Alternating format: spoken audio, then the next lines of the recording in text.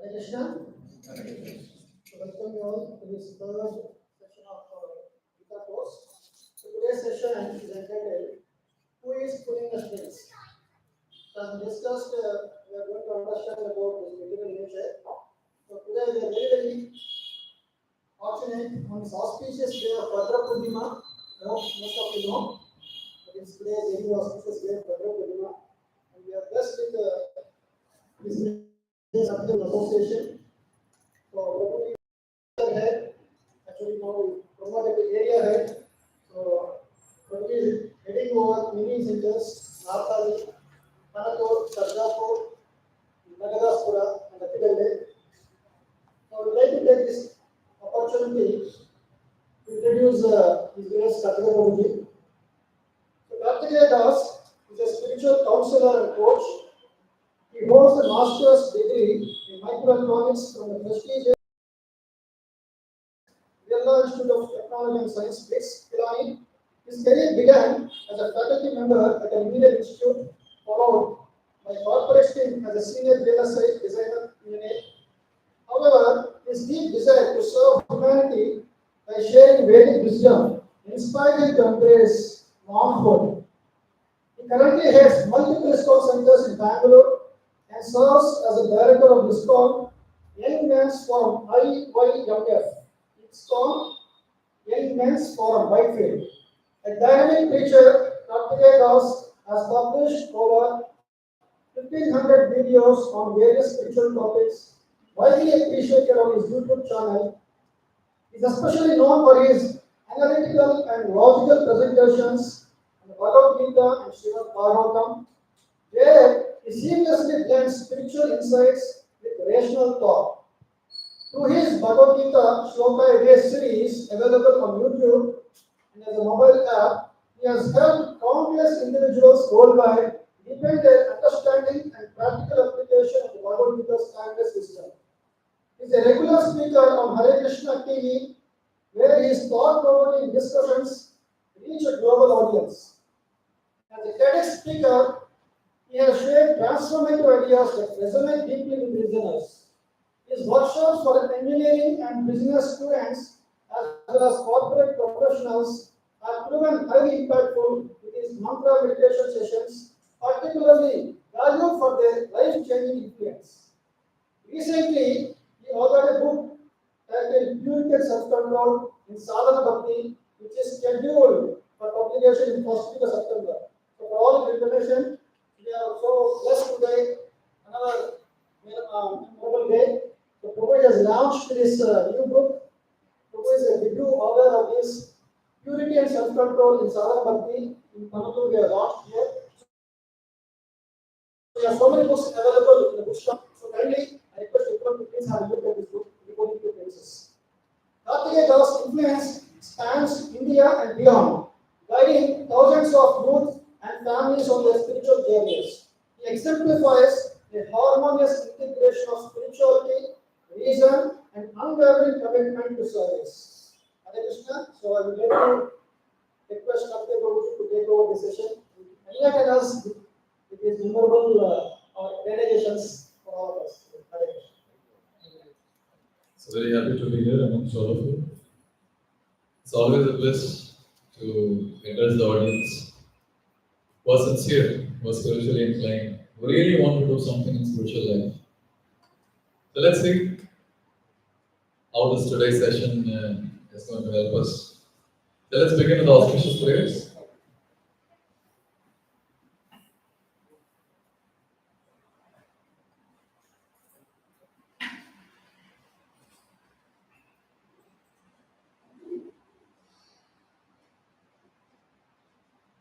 So you all can repeat after me. Om Namo Bhagavate Vasudevaya. Om Namo Bhagavate Vasudevaya. Om Namo Bhagavate Vasudevaya. Om Namo Bhagavate Vasudevaya. Om Namo Bhagavate Vasudevaya. Om Namo Bhagavate Vasudevaya. Om Jnanatirandhasya. Om Jnanatirandhasya. Jnananjanashalakaya. Jnananjanashalakaya. Chakshuromilitam yena. Chakshuromilitam yena. Tasmai Shri Gurave Namaha. Tasmai Shri Gurave Namaha. Namo Vishnupadaya. Namo Vishnupadaya. Krishna Krishnaya Bhutale. Krishna Krishnaya Bhutale. Srimate Bhakti Vedanta. Srimate Bhakti Vedanta. Swaminiti Namine. Swaminiti Namine. Namaste Saraswate Deve. Namaste Saraswate Deve. Gauravani Pracharine. Gauravani Pracharine. Nirvishesha Shunyavadi. Nirvishesha Shunyavadi. Paschatya Deshatarine. Paschatya Deshatarine. Jai Shri Krishna Chaitanya. Jai Shri Krishna Chaitanya. Prabhu Nityananda. Prabhu Nityananda. Shri Advaita Gadadhar. Shri Advaita Gadadhar. Srivasadi Gaura Bhakta Vrinda. Srivasadi Gaura Bhakta Vrinda. Hare Krishna, Hare Krishna. Hare Krishna, Hare Krishna. Krishna Krishna, Hare Hare. Krishna Krishna, Hare Hare. Hare Rama, Hare Rama. Hare Rama, Hare Rama. Rama Rama, Hare Hare. Rama Rama, Hare Hare. Karoti vachalam pramodam yate yat kriparam Shri Guru. So yes, we are discussing from Srimad Bhagavad Gita. Today's topic is actually a little complicated, but by the mercy of the founder Acharya of ISKCON, A.C. Bhaktivedanta Swami Srila Prabhupada, it has become simple. In fact, many complicated subject matters have been simplified and presented as it is for the benefit of all of us by this great personality. Last week I was in Vrindavan. So I was very amazed to see a foreigner wearing dhoti kurta and distributing books. Bhagavad Gita is distributing on the street. The best part is he was not knowing English, nor he was able to speak Hindi. And the best part is he was able to distribute books. He was still able to approach people, convince them why Bhagavad Gita is important here. So I was thinking that how this great personality, Srila Prabhupada, by his purity, by his wonderful way of presenting the philosophy as it is, has attracted the hearts of so many people to an extent that they're ready to shift all the way from their respective countries to India, specifically Sri Vrindavan. They settled there. Now they want to move anywhere else. So as Prabhu announced, today's session is Who is Pulling My Strings?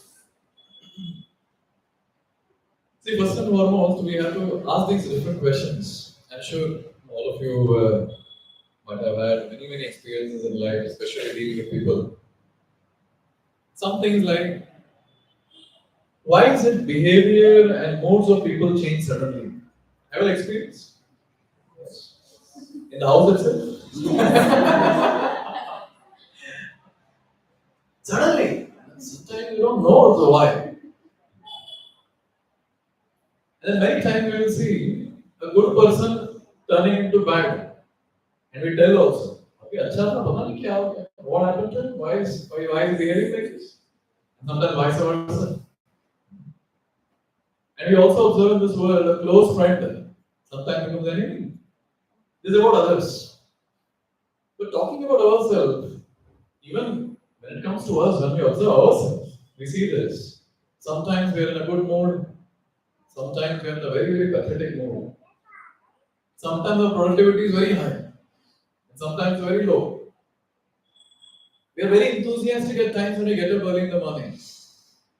And sometimes even we don't know why we're so lethargic and does not feel like doing anything in life that day. Have you experienced or I'm the only one who's experiencing this? All of you? Okay. But one thing is very clear that we are the same person, with the same expertise, same body, same intelligence, same knowledge, same physical strength. But sometimes I'm an utter failure, sometimes I'm able to do wonderful things. So this goes on to say, even when I'm the same person with same capabilities, there's some influence, looks like, from outside. So here comes the question, who is controlling me? Or the title of today's session, who is my strings? So let's see and try to understand who is that who is pulling my strings and making me do all this. In Bhagavad Gita, Lord Shri Krishna is very beautifully telling us that we are not the only doers. Let's chant the shloka, please repeat after me. Adhishtanam tatha karta Adhishtanam tatha karta Karanam cha prithak vidham Karanam cha pratak vidam Vividhascha prithak cheshta Vividhascha pratak cheshta Daivam chaivatra panchamam. Daivam chaivatra panchamam. Ladies, someone can read the translation. Loudly. The place of action, the body, the performer, the various senses, the many different types of entertainment, and ultimately the super soul. These are the five factors of action. So these are the five factors of action. Any activity that you do in our life, these are the five entities involved. Adhishtanam means the body itself, our body. Tathakarta, we, the spirit soul within the body. We had a session, right? We are not the body, we are spirit soul. So the performer, that is we, the spirit soul. Third is various different senses that we have in our body. Fourth, Vividhascha pratak cheshta, different endeavors that we do. And fifth, Daivam, that is the Lord Himself. So these are the five factors: our body, ourself, senses, endeavor, and Lord Himself. So these are the five factors involved. To simplify and understand this particular shloka, let's club it into three entities. We, spirit soul, the Lord, and other things we can put it as Prakriti, the material nature. So let's try to understand what are the roles of these three. This is a very important concept. If you understand this concept, many of the questions of life will be answered. So when it comes to us, the spirit soul, what is that actually we can do? Only thing that we can do is we can desire. We all can desire. And what does Paramatma do sitting in our heart? He sanctions our desire. He sanctions our desire based on the past karma. You all had a karma session? Last session was karma session. Okay. So based on the papa punya credits that we have, the Lord will sanction. Now say a beggar on the street, he sees a Mercedes Benz going in front of him and he thinks, "Kash mere paas bhi ek gaadi hoti." Aise. Now is that possible? Now depends on the karma credits that he has. If it is there, Lord will sanction. If it is not there, Lord will inspire him to do enough punya so that in future that desire can be sanctioned and he might get whatever he wants. So this is what Lord does. So before you ask the question, I'll only ask. So Lord also sanctions all the negative desires also. Say someone wants to do something which is not proper. Say drinking alcohol, cigarette smoking. I don't know if some people might know what's wrong in that. It's nice. But according to Shastra, it's sinful. So now, if the person desires that I want to smoke cigarette, he has a desire. He can only desire. But Lord has to sanction, then only the next thing will take place. So only if Lord sanctions, then the person will be taken by Prakriti, who executes the desire which is sanctioned by the Lord. So she is the one who will take the person to whatever place and then he gets whatever he wants, he starts doing whatever activity he desires. I hope you are the point. So my question is, how did the Lord sanction? Is it proper? And you might have heard in this world, nothing can move without Lord's sanction. Have you heard that? Yes. Nothing can move without Lord's sanction. So even if a person has to go and smoke cigarette or drink alcohol, by the way, it's not a genuine reason that I don't know Lord sanctioned, I went. So why is Lord sanctioned? This is the question. On a very logical note, we need to understand this. It's almost like a parent. All of you, most of you might be parents of kids. So say the kid has got very high fever, the kid is crying. And why is he crying? Because the kid wants ice cream. Now you as parent, you know very well that he has fever and you cannot give him ice cream. He should take. You're telling him, no beta, not now, once you recover you take. But he's not listening. He's crying and crying and crying so much that the parent is thinking that he might not die out of fever, but he might die out of crying. So better give him ice cream and then maybe a paracetamol after that or a Dolo or whatever. So now when the parent is giving ice cream to the child, question to all of you, is the parent giving the ice cream willingly or unwillingly? Obviously unwillingly. Yes. Similarly, when Lord is sanctioning our desire, Lord says, "Kitna ro raha hai?" How much he is crying. So, jump. Now, this sanction of the Lord is not willingly sanctioned. Unwillingly, Lord is sanctioning. And therefore, you see, after doing certain act, there's a guilt feeling that comes from within. Have you ever felt that guilt feeling anything? Yes, everyone. Where is that guilt feeling coming from? Lord is telling, मैंने बोला था मैंने अभी kidney failure होने के बाद समझ रहा तुझे बोला था मैंने. Therefore, there's a very nice concept to note that spirit soul can desire, we can desire. The Paramatma within our heart will sanction our desire based on our karma credits and Prakriti will execute that particular desire. So we had an elaborate discussion. I'm sure Krishna Gokulesh Prabhu has very beautifully described the concept of body and spirit. Are you liking his lectures? So wonderfully he speaks. So that's spirit soul. Paramatma, we will see in one of the future sessions. Today, what we'll try to focus is Prakriti, how she actually executes our desires. Ready, everyone? Let's begin. So, who is pulling my strings? Prakriti is pulling. How she is pulling? Let's see that.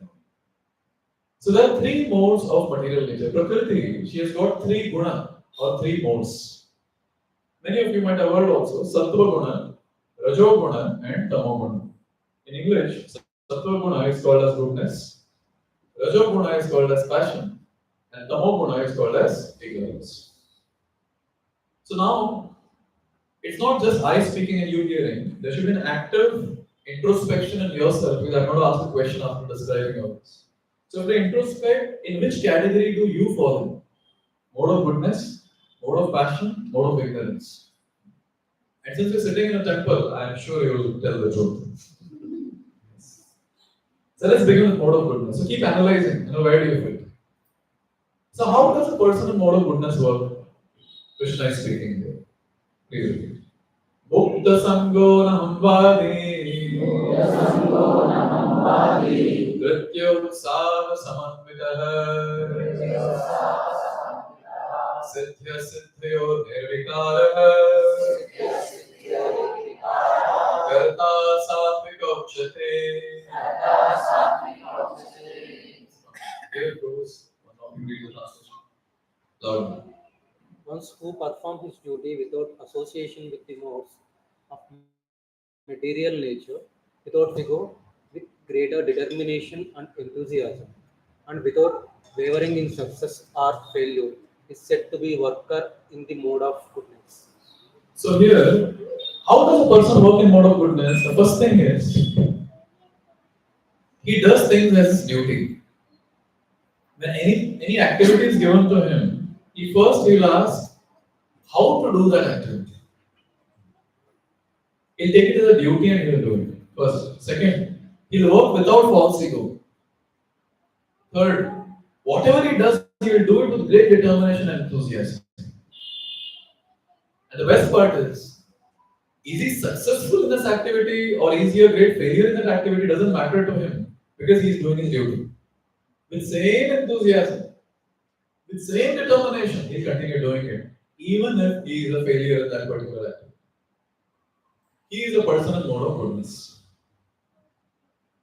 So now this mode of goodness, how it feels initially and how it will feel at a later point of time, Krishna is elaborately describing again. Please repeat. Yattad agre visham iva pariname amritopamam tatsukam satvikam proktam Sukam satvikam proktam. atma buddhi prasadajam. Atmabuddhi prasadajam. That which in the beginning may be just like a poison, but at the end is just like a and point of self-realization is said to be happiness in the mode of goodness. So now the activity in the mode of goodness, initially it appears to be poisonous. We don't feel like doing it. Somehow it pushes us into it. But when you keep doing that activity more and more and more, the same activity starts appearing to be nectar. Now let me see all the intelligent students sitting here. Give me one example of an activity which initially feels like poison and same thing appears like nectar later. He said exercise. Initially feel like, but then same thing if you keep doing, you feel good. You start feeling good, your body becomes healthy. You become more enthusiastic, more energetic. Any other example? Reading. What's that? Reading. Lack of Okay, reading, black coffee, okay. Reading. Same thing, reading. Or waking up early in the morning. I'm sure you all will be waking up early in the morning.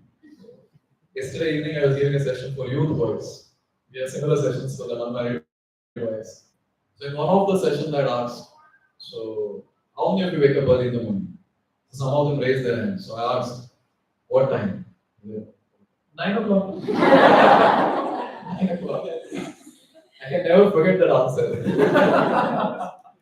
But just think about it. When someone starts waking up early in the morning, say 5 o'clock or 4, 4:30, someone asked me, bro, what time you get up? I said 3:30 in the morning. So one of the boys asking, bro, आप रात को उठ के क्या करते हैं? So when we start getting up early in the morning, initially it might feel like poison because the most adorable thing early in the morning is the pillow and the bed. No one wants to give it up. But then you give it up for the better cause, for the higher cause. But as soon as the person starts doing it every single day, with time, he feels it to be nectarian. It feels very nice to wake up early in the morning because he is now experiencing that mode of goodness. So in this way, we understand that a person in the mode of goodness, he consistently keeps doing his activities. He's very stable, and such a person He always talks about working hard now, enjoying later, and all we'll see later. So working hard now, that is the thing that he'll execute always. So it's about mode of goodness. Okay, let's talk about mode of passion. Ragi karma pada prepso. Lupto hinsatmako shuchihi. Harsha shokanvitah karta. Rajasah parikirtitah.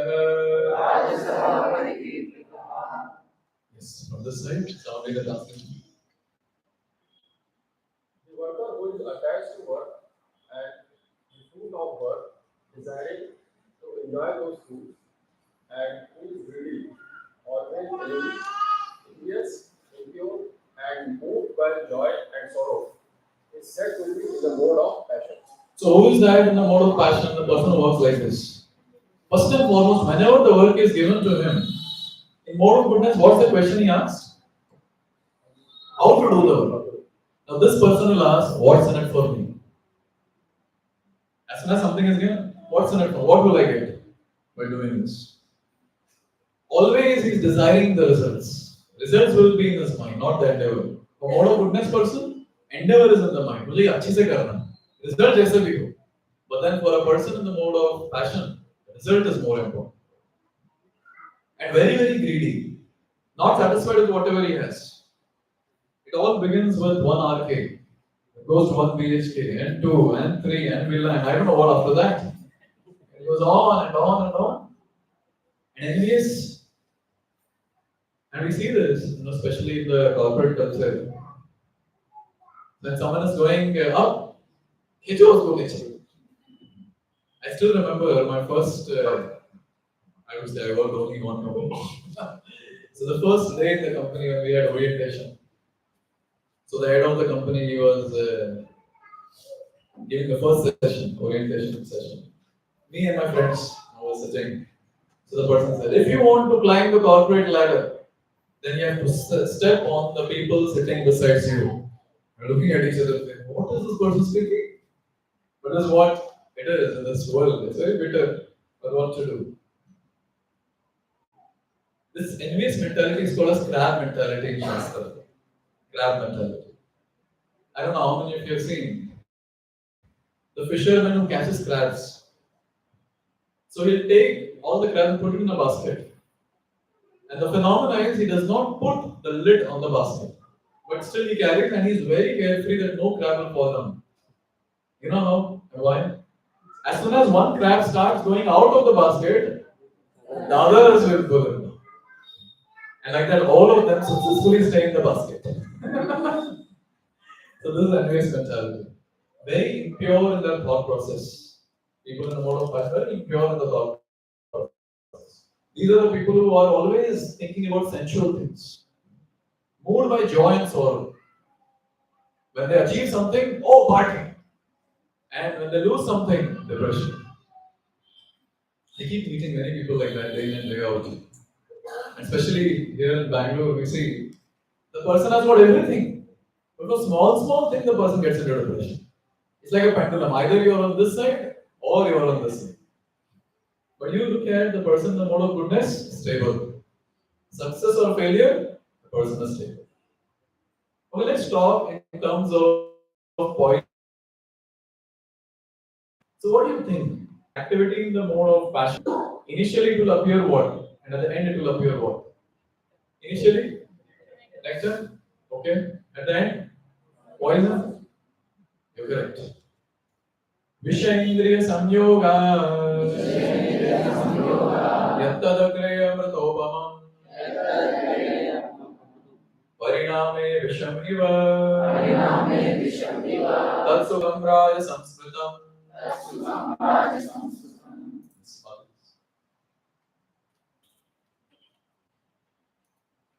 That happiness which is derived from contact of the senses with their objects and which appears like nectar at first, but poison at the end, is said to be of the nature of passion.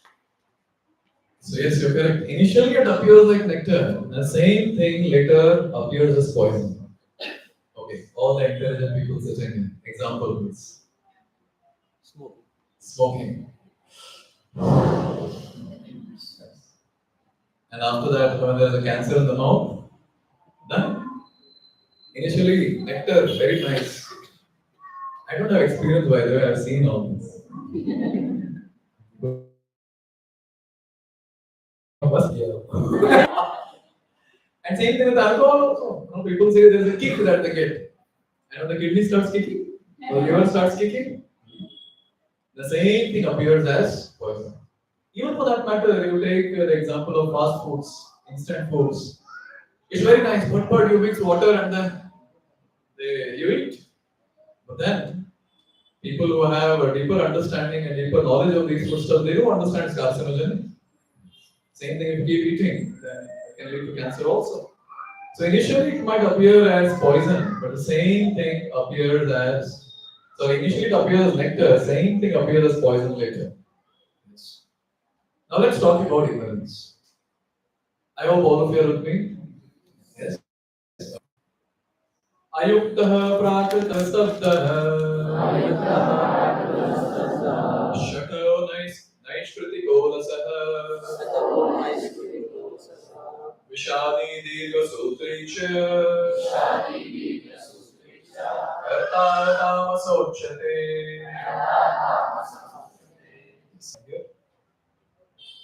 The worker who is always engaged in work against the injunctions of the scripture, who is materialistic, obstinate, cheating, and expert in insulting others, and who is lazy, always borrows, and procrastinating is said to be a worker in the mode of ignorance. So these people in the mode of ignorance, they don't want to follow Shastra. Even if you tell something about spiritual knowledge, spiritual understanding, spiritual life, they don't want to accept. They say, इसने देखा है. कौन देखा है कि ये सब होगा आगे चल के? Who knows who has written Bhagavad Gita, Bhagavatam, etc. You'll meet many people like that. Surely in these sessions, one thing you'll notice, we have some 9 to 10 sessions. I think this is the third one. So surely by 6th or 7th session, you'll start observing some transformation in yourself, in your perspective, in your dealings, etc. And now you have the desire that you want to go and share it with others. It is very important. Why don't you come? Why don't you come? But then if they are in the mode of ignorance, they will never come. Who has seen? No, you are in illusion. Anyway, some people are known for brainwashing. So they might have washed your brain. So these people will never accept.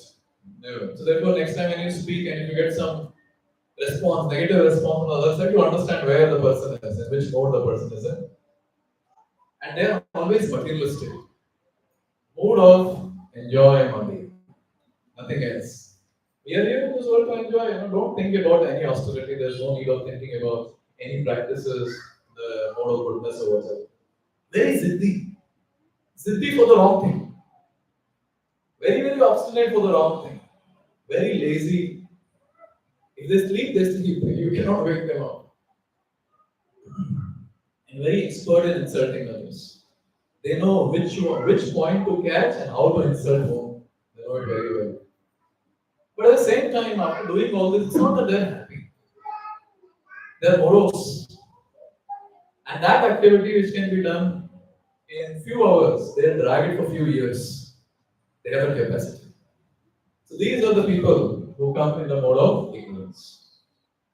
A little difficult question now, in terms of nectar and poison.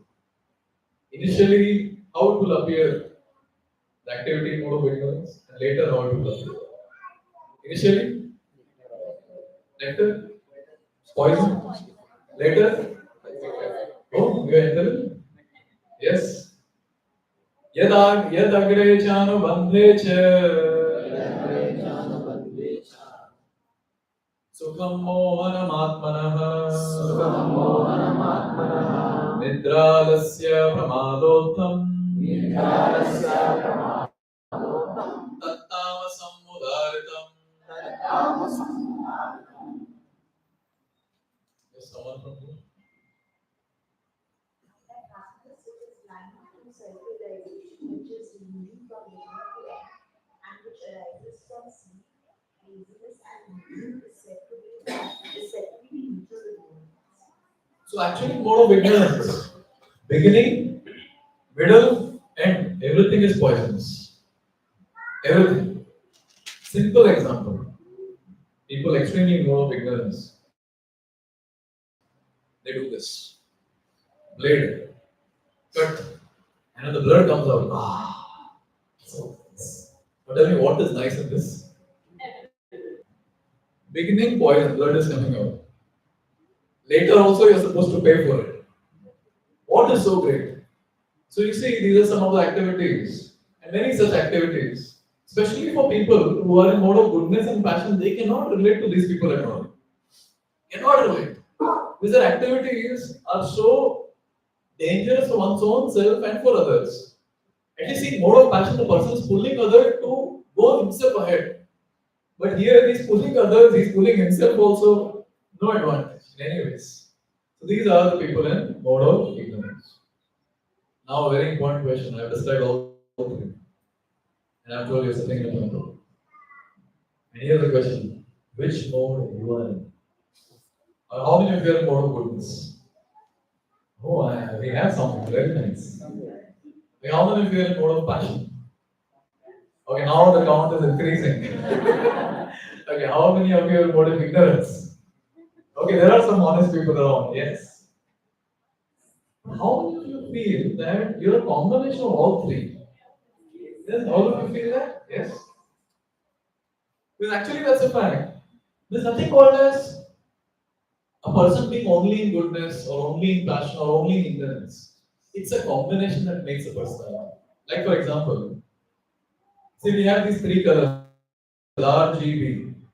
So if I ask you, when we combine RGB, how many colors are formed? Number? Infinite colors. Right? So similarly, when these three modes are mixed, there are infinite combinations possible, and therefore we see so many people and all of their natures are different. Infinite natures we can see around. Infinite. Therefore, this point is very, very important to note. It's a combination that makes the nature of the person. Mode of goodness, mode of passion, mode of ignorance. All three put together. Only thing is, which one is greater? That will decide majorly what the person is into. And Krishna is talking about this. Rajastamascha vibhuya sattvam bhavati bharata rajah sattvam tamaschaiva tamah sattvam rajastadha.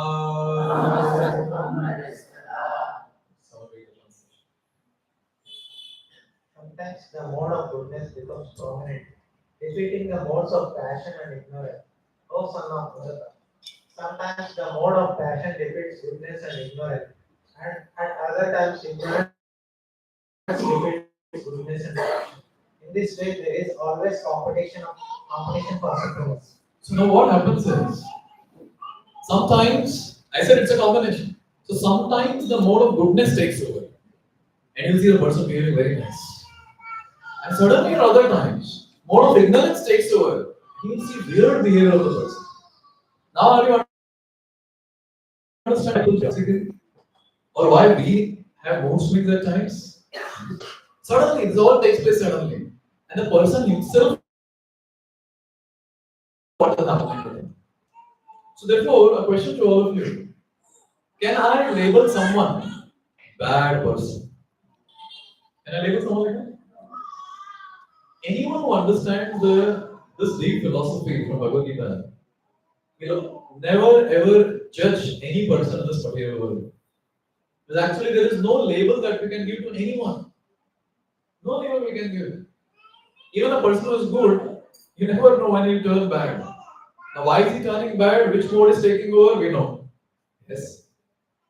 Similarly, a person who might be behaving weird and stupid at times, but suddenly he might also change and we are also wondering, how come suddenly this demon has become divine?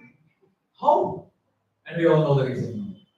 Tell me who says Bhagavad Gita does not work in this current age? I met some people, they were saying, See, Bhagavad Gita was given 5,000 years back on the battlefield of Kurukshetra. Problems at that time were different. Problems now are different. How can you say Bhagavad Gita has solutions to all the problems? When that question was asked, I understood. You have not read Bhagavad Gita. See, the principles will never change. The forms might change, but the inner principles will never change. Always remember that. Therefore, Bhagavad Gita is so practical. I sometimes feel very pity of those people who never try to explore what is there in this amazing scripture, Bhagavad Gita. At least when I started exploring back in 2010, from that time onwards, I'm in love with Gita. Every time I read, there's wonderful realizations that come, and so practical, and so many wonderful solutions given in Bhagavad Gita. It changes our perspective altogether. Therefore, you will see a spiritualist who has a deeper understanding of the philosophy, whose consciousness is higher. He will never hate anyone. He will never hate anyone. He will treat everyone equally. He'll always keep helping. He has the power to tolerate because he has a deeper understanding. Otherwise, tolerating people is so difficult in this world. So difficult.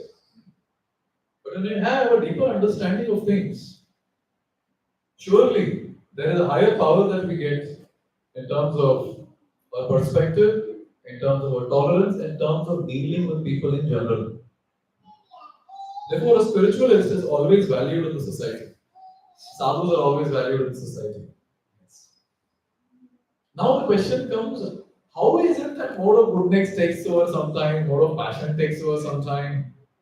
So Krishna answers this question also. There's no question that is not answered in Bhagavad Gita. You have a question, there's an answer provided, you will read it properly. Please read it. Purusha Prakritisto He Bhukte Prakriti Janguna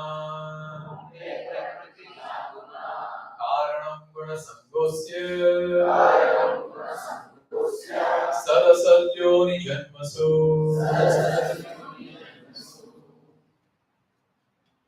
Is anyone going to read?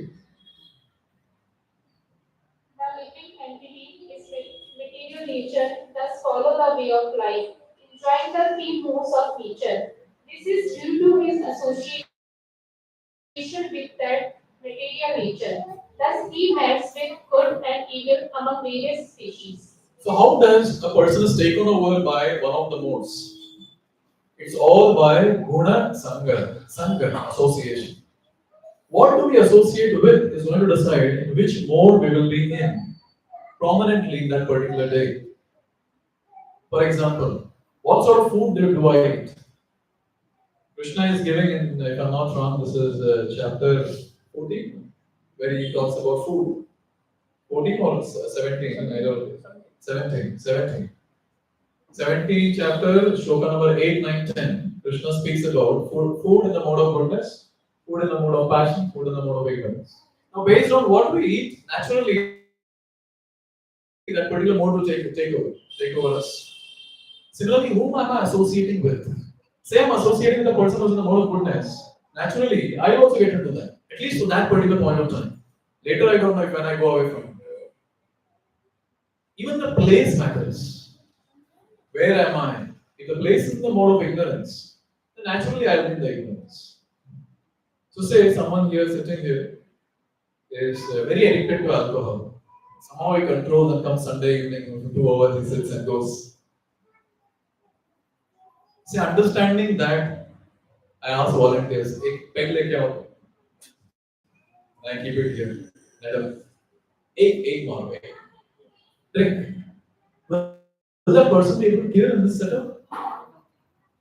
Okay, ulta example. Say the person is in the pub.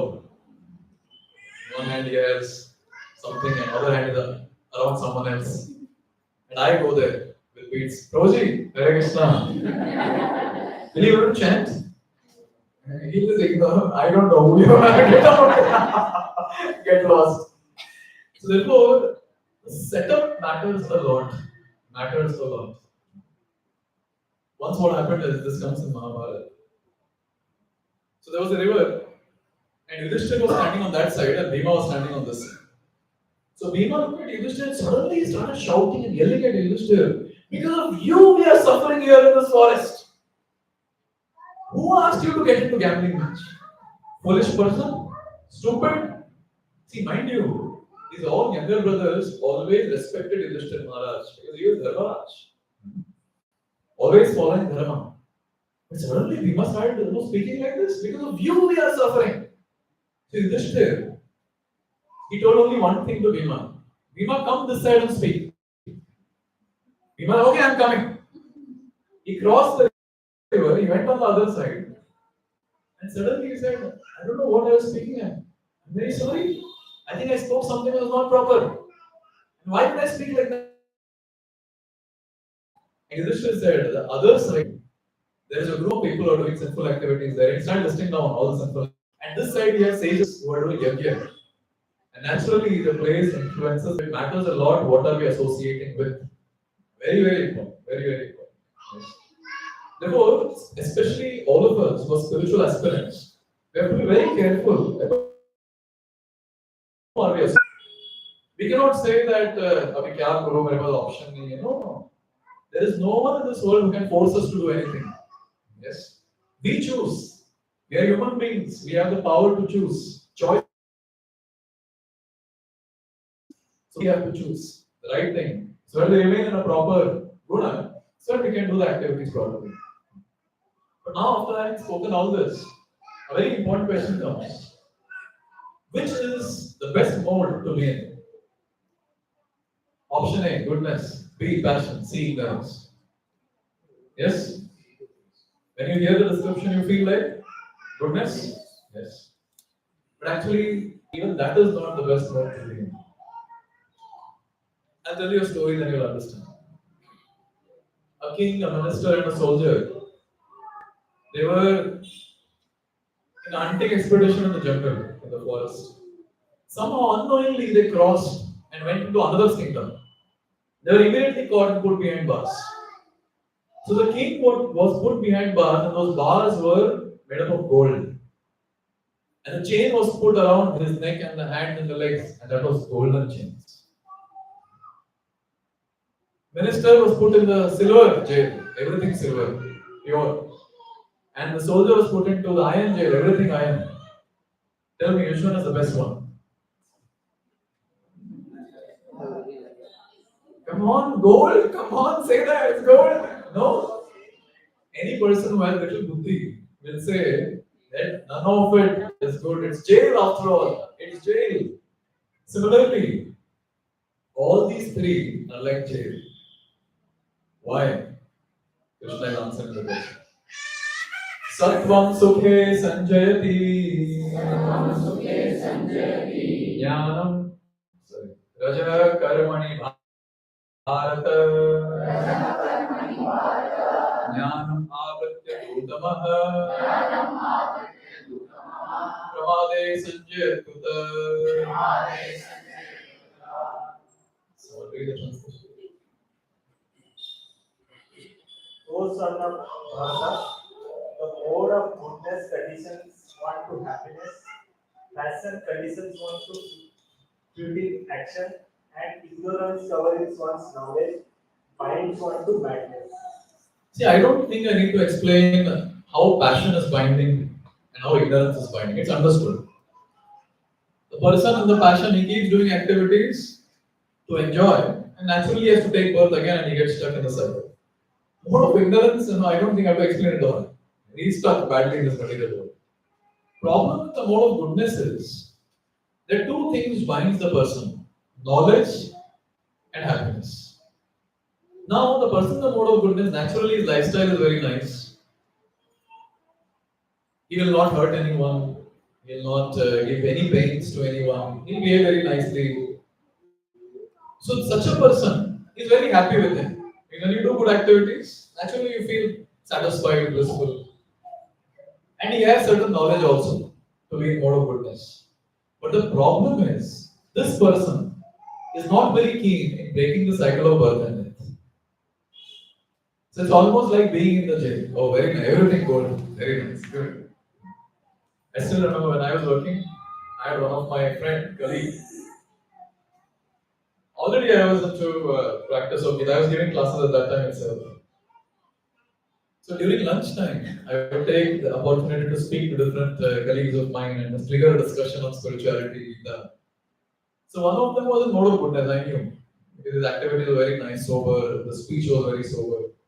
So once I was having lunch with him and I was telling him, see man, we can die anytime. We have to prepare ourselves for the death. And I started speaking more things I spoke with shlokas. He said, what are you speaking? Why so many negative things? Speak good, life is so good and so happy and so satisfying. Why do all this? What's the need to prepare? Let's be happy and satisfied every moment. At that time, I could easily understand what actually Krishna is saying. And that person, how many times I called him for our Gita sessions here in this place? He never turned up. But at the same time, he will never say, I'll not come. Just because I'll get hurt if I say, no, I'll not come. He never say, I'll not come. He'll say, yes, okay. But he'll never come.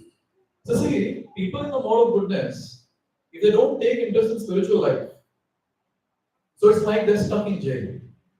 But if they're fortunate enough to get such exposure that like all of us are getting, if they're fortunate enough to get this exposure and understanding, they are the ones who can advance very fast in spiritual life. Because already they are on a very good platform. And now easily, they can go beyond the mode of goodness. And when you start doing spiritual activity from material platform, you get onto spiritual platform, beyond the three modes. And when you go beyond the three modes, what happens? You are not affected by these three modes. Mode of goodness, passion, ignorance. These three cannot influence you anymore. You can decide how you want to be because you are on the spiritual platform. Therefore, you will see spiritualists, they'll be always the same. They'll not keep changing, sometimes in passion, ignorance, and sometimes in goodness or something like that. Always same. Because they are in something called as Shuddha Sattva, pure goodness, on the spiritual platform. Yes. So now the question comes, how to get free from these modes? And Krishna himself is answering how to transcend from the material platform to the spiritual platform. Please. Manchayoga vicharena bhakti yogena sevate sagunan samadhiteta brahma bhuyaya kalpate.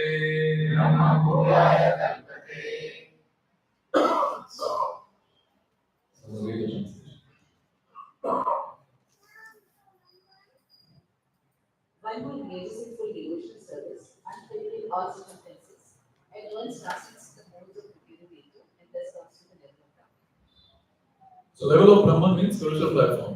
So anyone who practices bhakti, Krishna is saying, bhakti yogena sevate. Anyone who practices bhakti, that person will transcend from material platform, that is three modes, to the spiritual platform.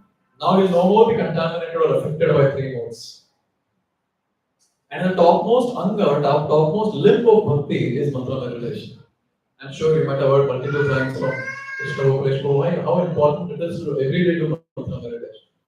Anyone has started to do every day? Oh, we have some sincere souls. Oh, thank you. And others were waiting for me, I know. I've come. And today Shiv Murat also. Please pick it up quickly. Take up this process very quickly.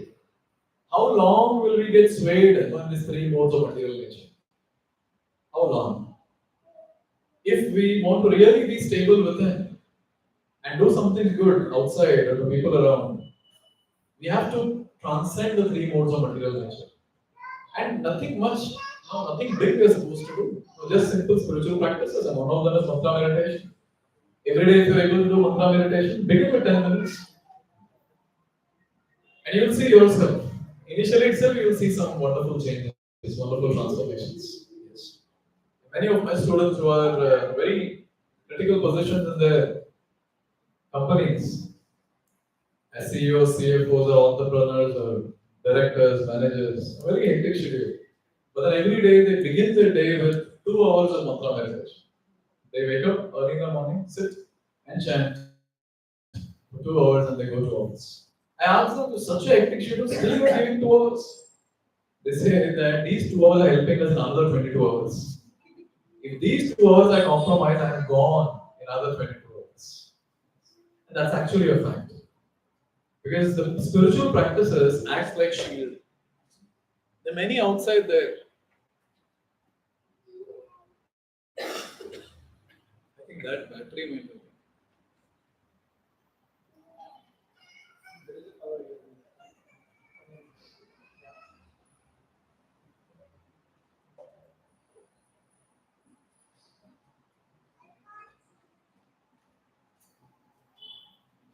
Okay, we'll chant till then.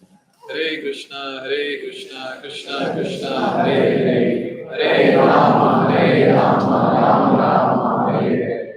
Hare Krishna, Krishna Krishna, Hare Hare, Hare Rama, Rama Rama, Hare Hare.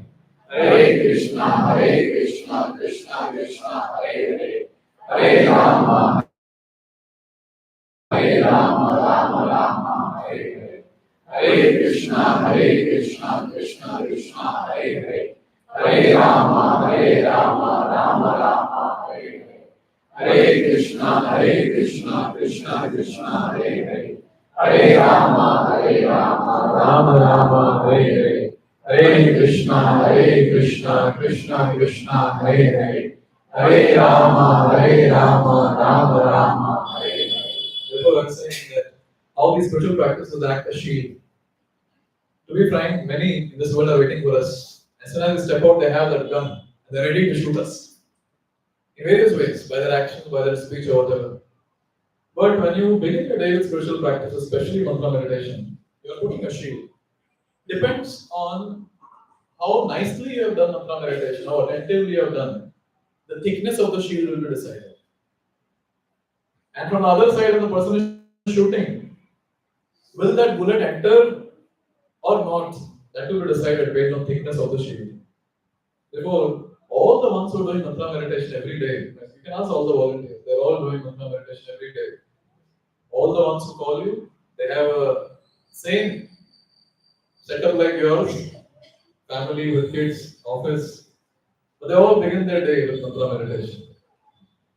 Therefore, they're able to extend themselves.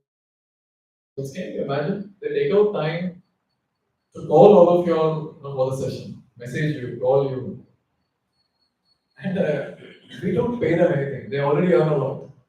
In fact, they give donation to us. But why is it that they are stretching themselves? Because they are experiencing something which they want to share with others. I've got benefited, you should also take the opportunity to get benefited. They're experiencing that shield which I'm talking about. Therefore, I request all of you, please experience that. And experience is possible by consistent practice of mantra meditation. So that's how we transcend from material mode to the spiritual platform. Yes. So having discussed all this now, let's come to something practical which we can do it immediately in our day-to-day life. How to get along with different personalities. See, in our life there will be at least one person who will test all our parameters to its extreme. Stress test, durability test, functionality test, and so on and so forth. There will be at least one person. I know already you have some names in your mind. Now, how to deal with such people? Because there are many kinds of people. There are some people whom you're very comfortable with. You keep them very close to yourself. You share your heart. There are some people who are very manageable. Sometimes you want to talk to them, not all the time. There are some people you want them to stay at a distance from far. Hi, bye. Some people might be very ruthless. You see that person, you turn and just go away from them. So how to deal with such people? So especially for people who are about to get married, for them this discussion is very important. And also the ones who are married, you can always pass on this discussion to others. See, in Vedic scriptures, when it comes to marriage, it is said that when two personalities are coming together in the time of marriage, they have to match their horoscope. Yes. But with time, so-called modern people, they start feeling that, oh, it's out of fashion. What is this? Bandwidth should match bandwidth. It should be compatible. So let's spend our time together for 6 months and then we'll check out if compatibility is there. If no, let's change. That's what is going on. See, one thing that all of us have to remember is Vedic culture is a very, very practical culture. Every single practice given in our Vedic scriptures is very, very practical. Even when it comes to this, by the way, I don't know how to match horoscopes. Okay. I just have some knowledge. So in the horoscope, there's something called as ganas. There are different parameters, something called as ganas. There's something called as Deva Gana, Manav Gana, Asura Gana. So they very closely resonate with the discussion that we have today. Mode of goodness, Deva Gana, mode of passion, Manav Gana, and mode of ignorance, Asura Gana. So what happens when the horoscopes are matched is these ganas are matched. Yes. So now when people, both of them, if there is mode of goodness, and if their parameters are matching, then throughout their life it will be very nice. Now just imagine, two people in mode of goodness is good. Two people in mode of ignorance is also good. Full day sleep. No problem. But just imagine, say the lady is in passion, just for example, and say the man is in ignorance. And lady is all the time hyperactive. She is saying, I want to do this, we have to do that, shopping, we have to go there, we have to go there. Here, we have been invited for this program, that program. The husband will forget it and sleep. And there is fight that begins and so on and so forth. Yes. So therefore, it's not some false thing that okay, horoscopes you match and then you get married. No, there's something very scientific that is there here. Therefore, when it comes to when you're talking to youngsters, you have to give them this education. It's not some time pass that is done, but it's something which is very, very important. Yes. Nowadays, people tell Patel, "अरे match करा दीजिए, थोड़ा पैसा और ले लीजिए." It doesn't work like that. It doesn't work like that. Therefore, unfortunately, at least now, and still this generation is okay, I feel. The next generation that is coming up, even this generation for that matter, there's so many divorce cases which are there. Now, this you will not find in the past. You talk about your parents, and if you talk about their parents, there's no question of divorce. There's no question. Because many things were taken care already by these procedures which are given in various scriptures. Many things were taken care. Now, unfortunately, our superiors don't know why it is done. They just say we should do it. They don't give any scientific understanding. And we so-called scientific people, we don't want to follow anything which has no logic and reasoning. And therefore, people don't follow. Now, what's happening? You can see that. I'm really worried about the next generation. They have zero knowledge, zero. And they feel whatever they do is best. The Gen Z that is coming up, whatever they do, that is the best. Okay, understood. Okay, for marriage, this is understood. But say you're a manager in the company and you're hiring people. You cannot ask them, get your horoscope will match and then continue. So, how do we actually deal with people where we don't have any option? This is the last part of today's session, maybe 5 more minutes. Nahi kachit kshanamapi jatu tishtatya karmakrit कायते हि अवश्य कर्म सर्व प्रकृति जय गुणैः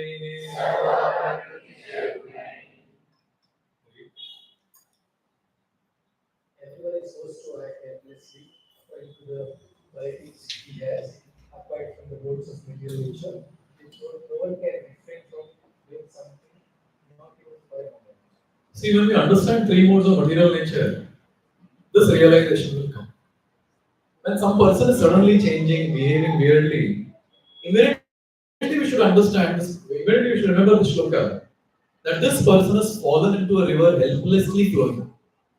See, a river is flowing like this, a person falls into it, he'll naturally flow with the river. Yes? Similarly, 3 modes of material nature are acting. The person is influenced by one of the modes, and he's just flowing with the flow. So, this understanding will help us to deal with people in this world. And here are some of the practical tips which are there. First and foremost, we can minimize the effect of modes in our life.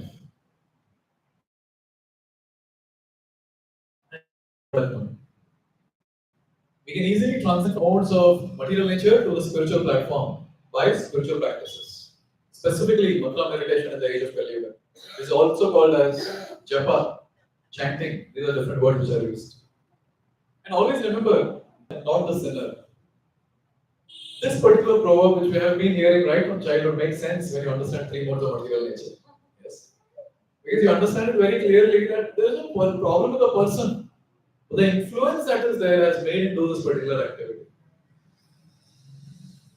Very, very important. Never form perception of people.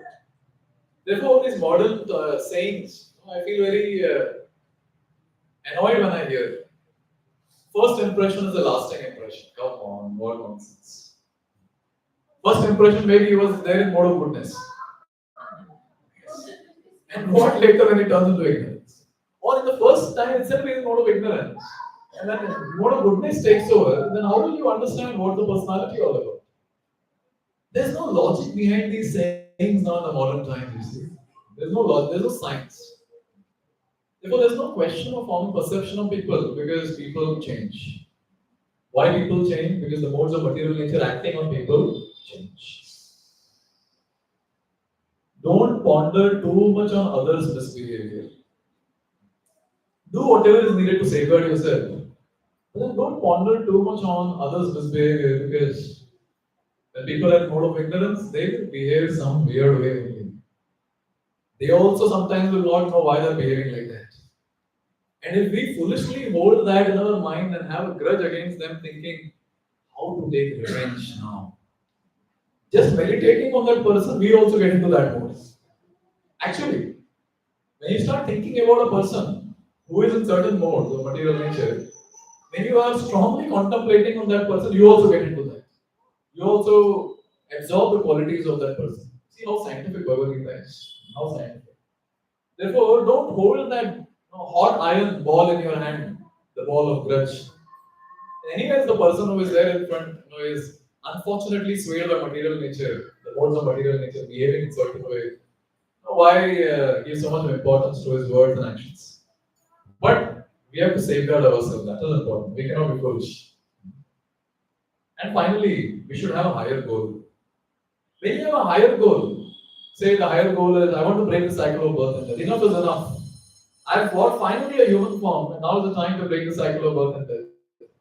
So when you have a higher goal, people of this world speak anything to you will not matter. Because you have a higher goal.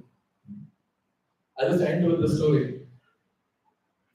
There was a person in the kingdom who was all the time complaining about other people in the kingdom. He would feel everyone is talking ill about me. He went to the king. He complained. And the king said, okay, I have a solution.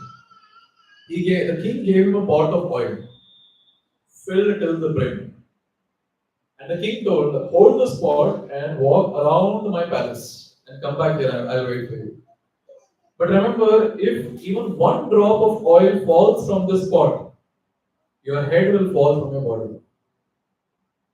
You'll be killed. This person started thinking, I thought I'll get a solution. But I've called death for myself. He was very, very fearful. He took the pot and he started going around. And on. Very, very carefully he was walking and walking. And finally he kept the pot down. And the king asked, so what was going around in the palace? And the man said, are you mad or what? Why would I focus on that? I had such important thing to do. And the king said, that's what. When you have a higher goal, naturally you will not focus on the foolish, trivial things of this material world. Yes. Therefore, when you have a spiritual goal, the material anxieties and the material disturbances from others will never influence us. So this I would like to pause here. Thank you very much. Any questions? So I started at 5:50. I stopped now at 6:50. Any questions?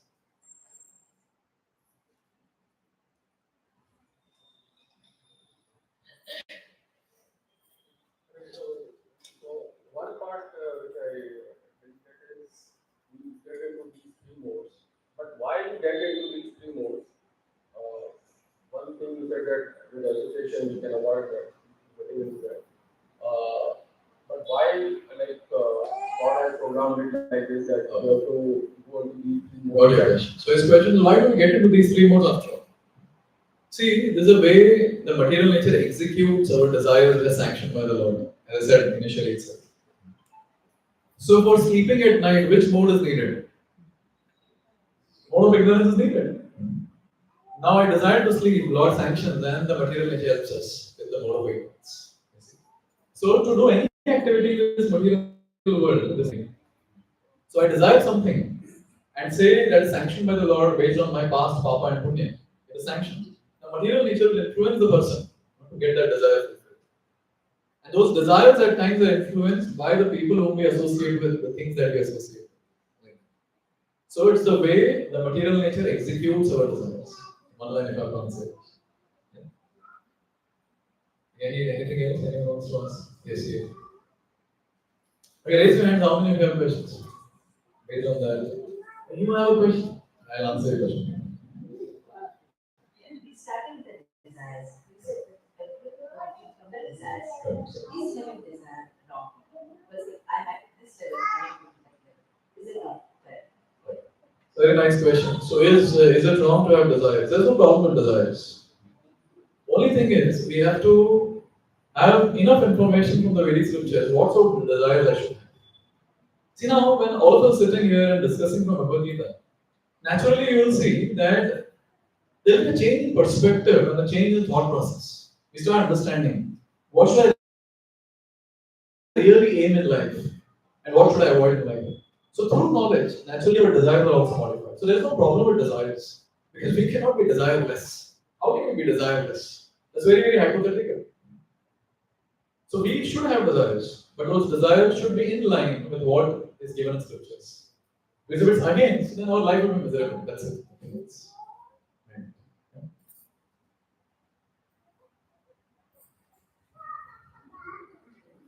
Did you hear my class? Why is God everywhere, but you can't see him? Oh my God. That's a very difficult question. How will I answer it? Okay. This question is why God is everywhere. God is everywhere so that He can keep a watch on you. Are you hearing me? Good question. Push ho gaya. Okay, Lord is everywhere. He has expanded Himself everywhere. We'll understand this subject matter more deeply when we discuss more on the Paramatma aspect. He has Paramatma has entered each and every atom in this material world. And His presence actually gives a shape to everything. His presence keeps everything animate and inanimate, based on the living and non-living entities. And we'll discuss more that how He has Paramatma in our heart. He keeps a watch on our activities. That's called as Upadrishta. He is the one who sanctions our activities. That's called as Anumanta. And He is the one who maintains all of us. That's called as Bhakta. So He is the one who is maintaining all of us. And now why we cannot see Him? And if I ask the question, why we cannot see air, why we cannot see ether? That's very subtle. And we're talking about seeing spirit soul, super spirit. So we need to have such vision also. And through spiritual practice, we want to develop such vision. I'm sure he has not heard my answer. No problem. I think it was asked for all of it. Okay, someone raise their hand. Yes.